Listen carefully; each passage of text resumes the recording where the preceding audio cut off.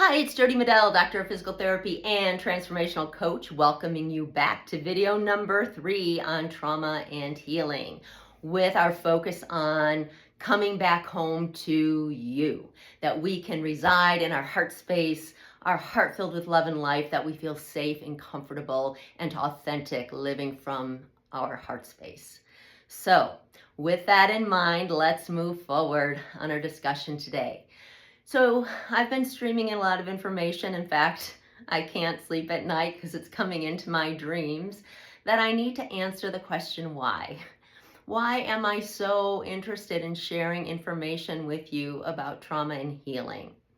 And before I dive into that little explanation, may become a lengthy one, I first want to mention 2 things to you. One, I'm not a counselor, I'm not a psychotherapist, I don't have special training in trauma via counseling. I am licensed, credentialed as a physical therapist.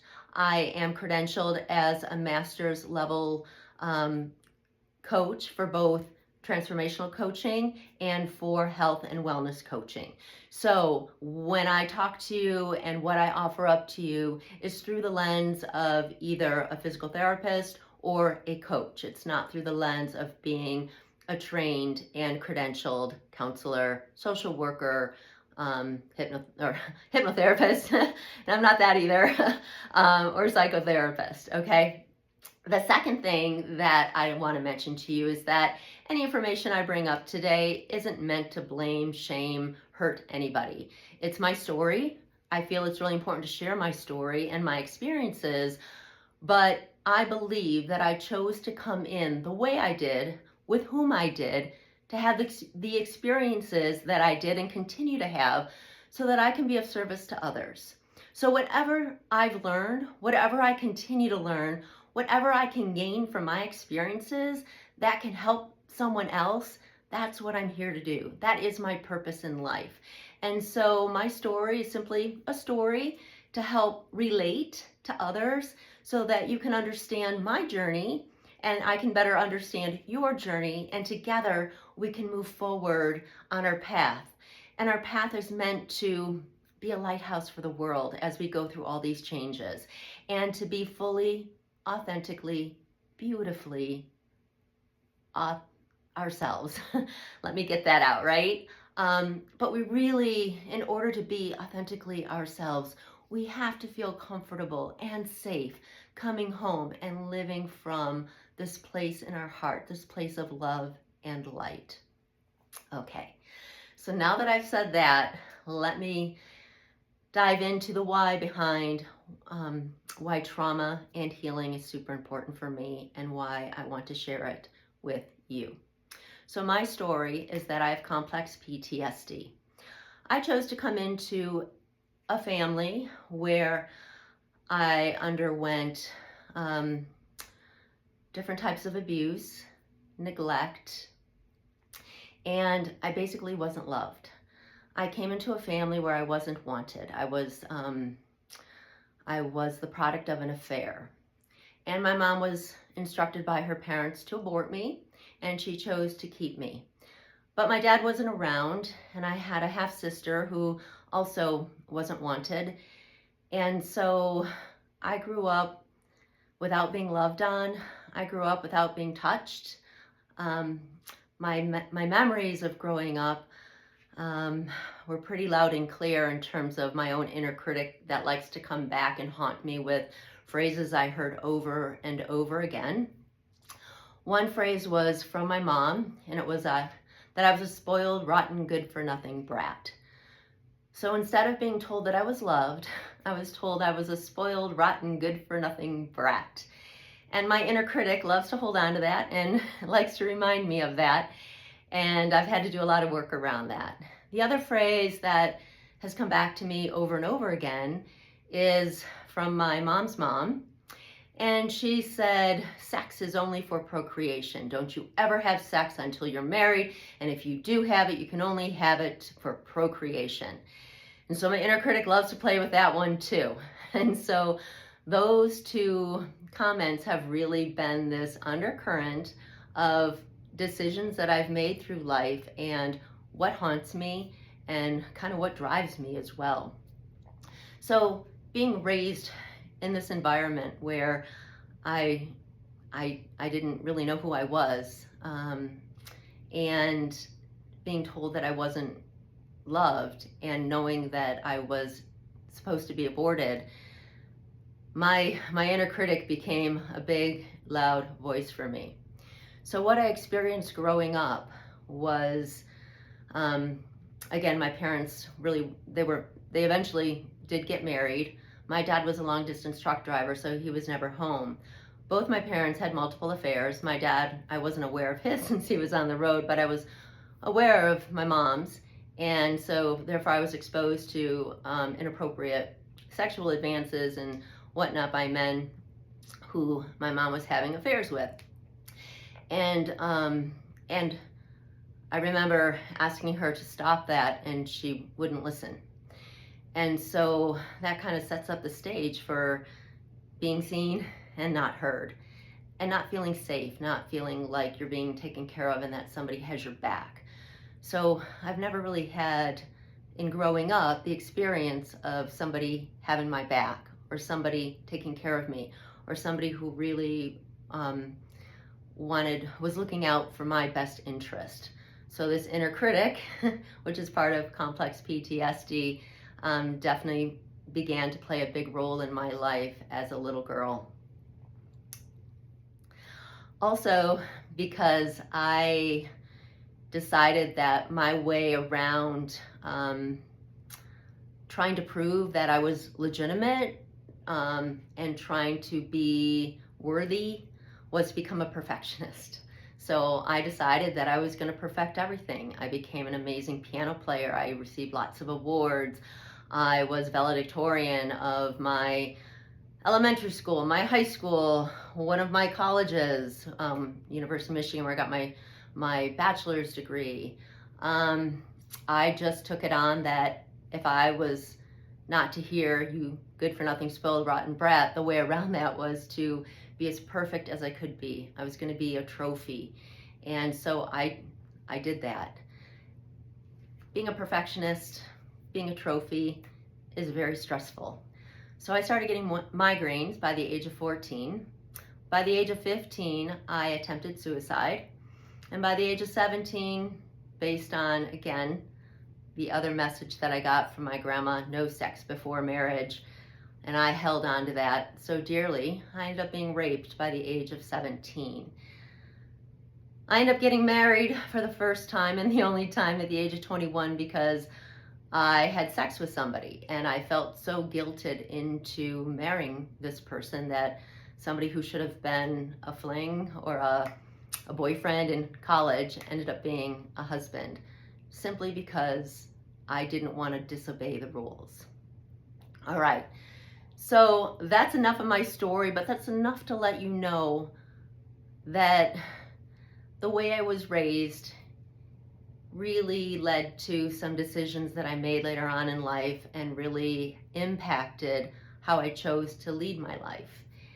And so starting at 17, I've been on this journey of, I'm going to call it my spiritual journey, looking for my purpose, looking for why these things happen to me. And even before I knew that things happened to me, it was more about, why do I feel so awkward in the world?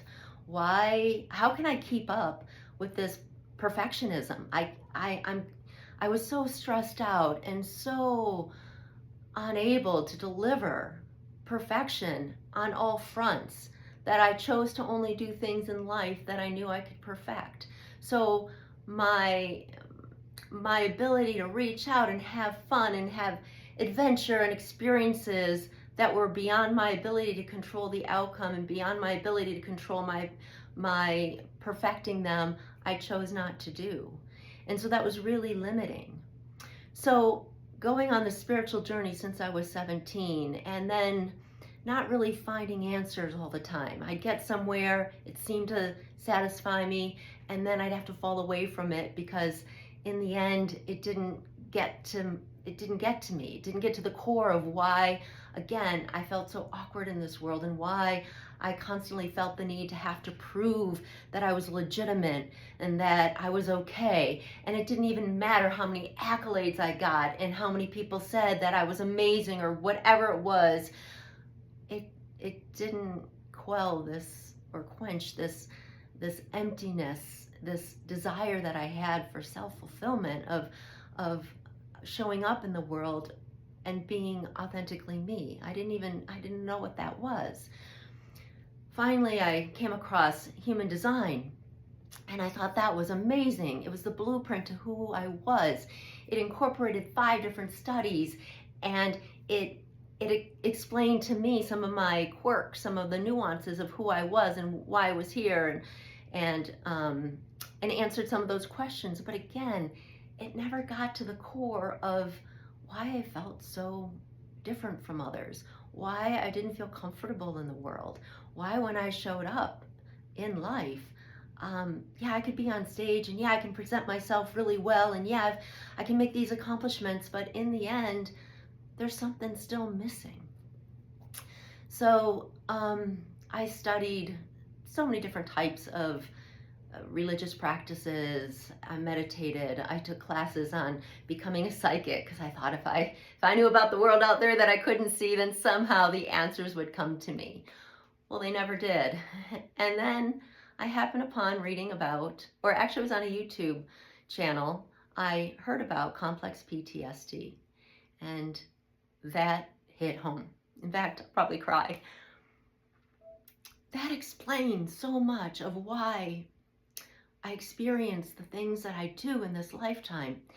And going on the healing journey after knowing that your brain is dysregulated from not being loved on and touched and nurtured, boy, that is the heart of it.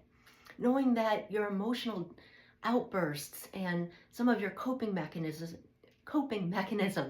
and the strong inner critic that just wants you to fail. You're never good enough. There's always shame and guilt and whatever. And it's a driver for your successes. And it's an empty driver.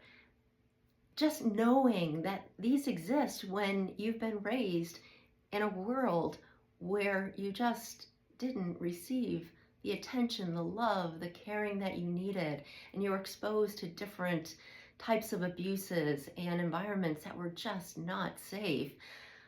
Knowing that this can all be changed, because our brains are plastic, our brains are malleable, and if we can get to the core of what changed when we were undergoing all these traumas, and we can re-regulate our brain and change our behaviors so that we can come back and feel safe and enter a hurt space again, in a place that feels safe, where we can fully love on ourselves unconditionally and be fully, authentically, beautifully who we came here to be, so we can support others on their journey.